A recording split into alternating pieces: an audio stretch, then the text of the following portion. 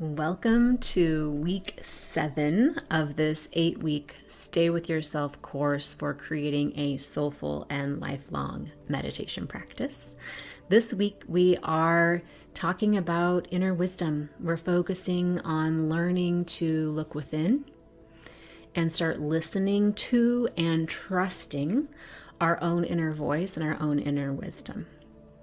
So everything truly that we have done to this point has led up to this. And I know I say this every week, but like I've said, each week builds off the last. It's all very intentional, and it's all helping us build foundations and structures in order to go deeper and deeper into our hearts and into our souls and begin to truly live in alignment with our heart's desires to live life more fully and more fully alive in each moment, to really embody this life.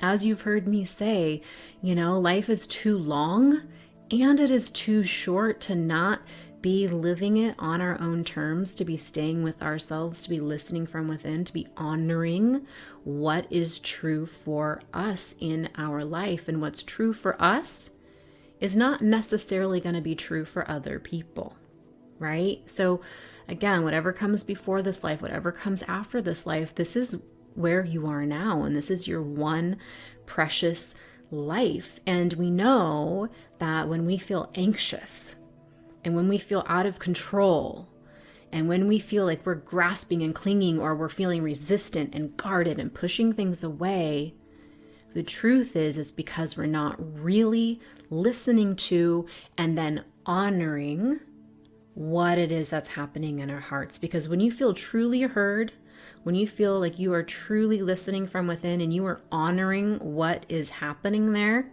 and you're just in alignment and in deep intimacy with yourself, there's no cause for anxiety. There's no cause for worry. There's no need to control anything, right?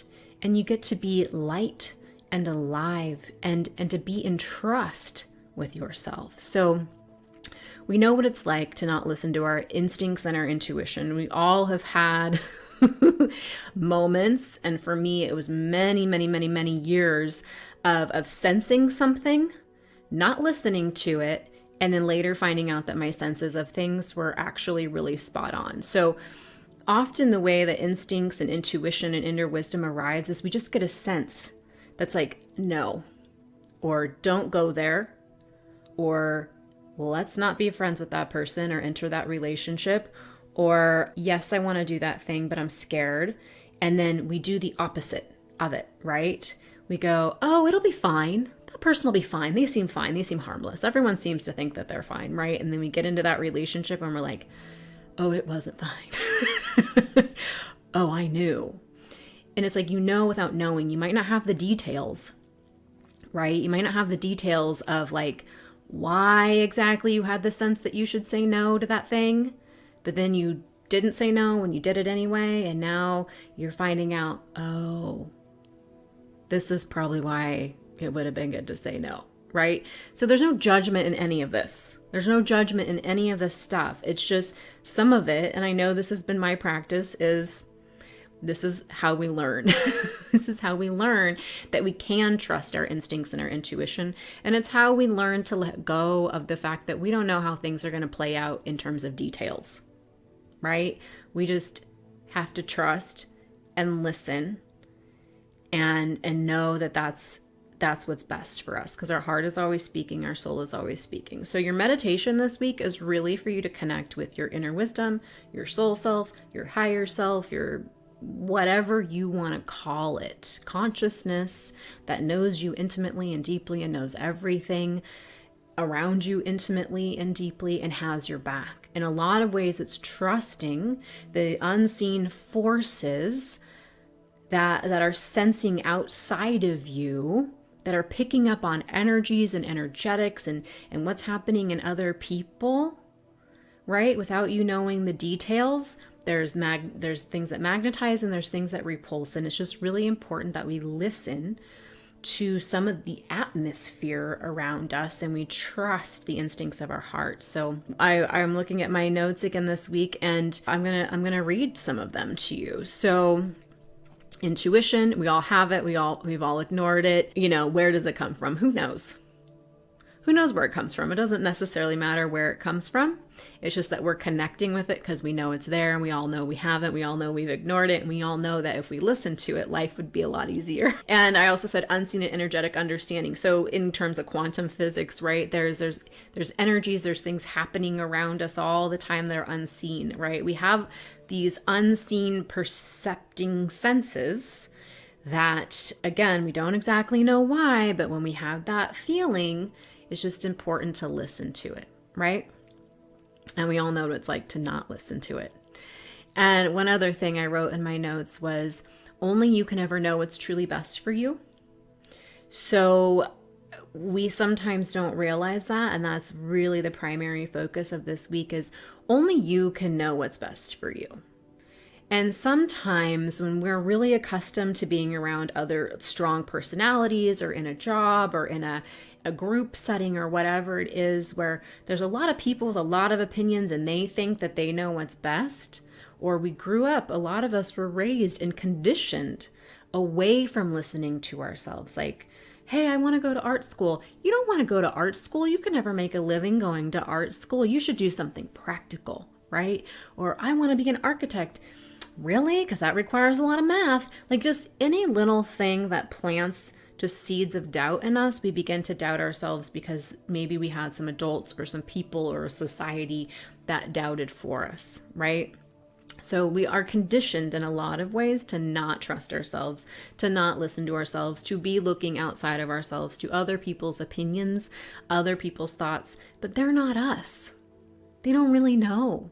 And so a lot of us have ended up feeling stuck in our lives and in places in our lives where we're unhappy, and we're coming to courses like this, and we're wanting something more soulful, and we're wanting to feel more alive because we've been listening to these external voices, and it's not working. It's not really in alignment with who we are and what our soul and our hearts want to be experiencing in this life. So I made a note that says sometimes finding distance from groupthink, or taking a break from certain relationships or certain atmospheres so that the internal fog can be lifted, and so that you can finally listen to what you have to say.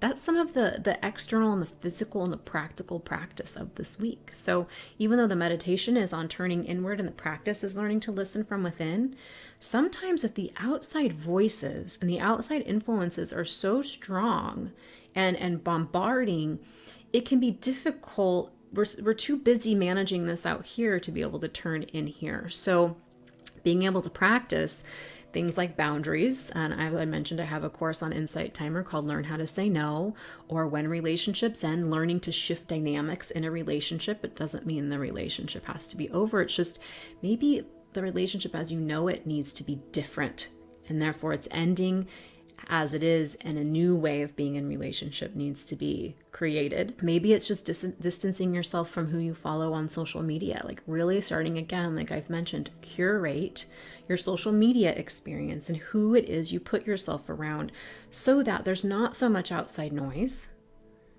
What if it's watching the news, maybe not listening to the news, whatever it is, really starting to eliminate some of the outside noise so that you can begin to listen from within. That's really the primary practice this week. So some of it is clearing externally, and then also listening internally too. And some of the practice is listening to what I like to call fuck yeses. What are your fuck yeses? Like, if you were to sit down and look at your to-do list, or all the things that you think you should do, or the things that you really feel you have to do, or that you do genuinely have to do, and be really honest about what you like and what you don't like, and what you love doing and what you don't love doing, and what you might love doing more if this or if that, if this were to shift or that were to shift. And it doesn't mean that we're not going to do the things that aren't a fuck yes. It just means that we're starting to actually pay attention to what brings us joy and what feels good. And I can say from personal experience that as I've learned to listen more from within, to even the slightest things. Like the other day, I was working really hard on some materials for a new offering, and I was really jazzed about it. It was exactly what I wanted to be doing, but I hit a point where I was like really tired and I needed to take a break because I was at my computer all day.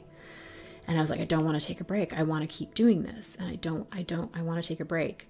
Or I don't want to take a break. I want to keep doing this thing. And I just kept getting this feeling like, just take a break. Just take a break. Just get outside, go on a walk, breathe some fresh air, maybe have a meal. Come back to it tomorrow when you're fresh, right? And I ignored that instinct and I kept working. And what I was working on just kind of kept getting worse and worse and worse. And then by the time I went to bed at 9:30 at night, and this is not how I normally work. I usually listen to that instinct, right? Because I've learned to, but I ignored it on this particular day. I went to bed and I was so tired and I didn't sleep well because I had been on my computer so close to bedtime. And I woke up the next morning and I didn't really feel like going back and fixing all the stuff that had kind of started to take a wrong turn because I hadn't taken my break before, right? This is just an example of how we can ignore, or say you're doing a project in the garage, you're building something with wood and nails, and you get this sense of like, I'm tired, I should probably take a break, and you don't.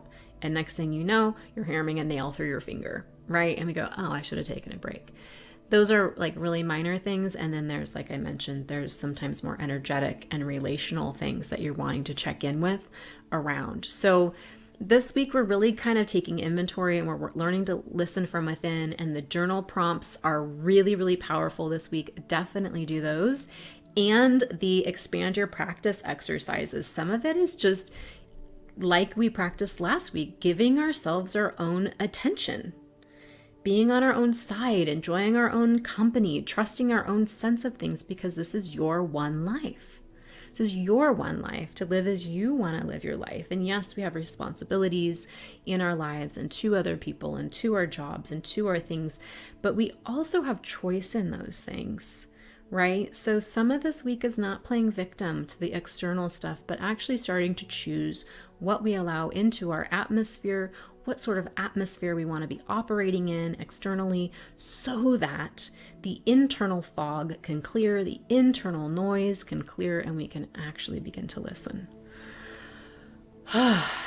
Yes, please. Thank you. Okay, well, I hope that you enjoy this week. I hope it's an active week for you. And if you're feeling tender, even from last week, our practice last week was on internal listening as well, right? So just taking time to get in touch with you is ultimately what this is about, staying with yourself. And this is, our 7th week, and next week is going to be our last week when we're kind of coming home and bringing it all together. So like I said, take your time, continue taking your time with these modules, and don't move too quickly through them, because this is a lifelong practice and this is a soulful practice. Okay. All right. Until next time, may you stay with yourself today and always.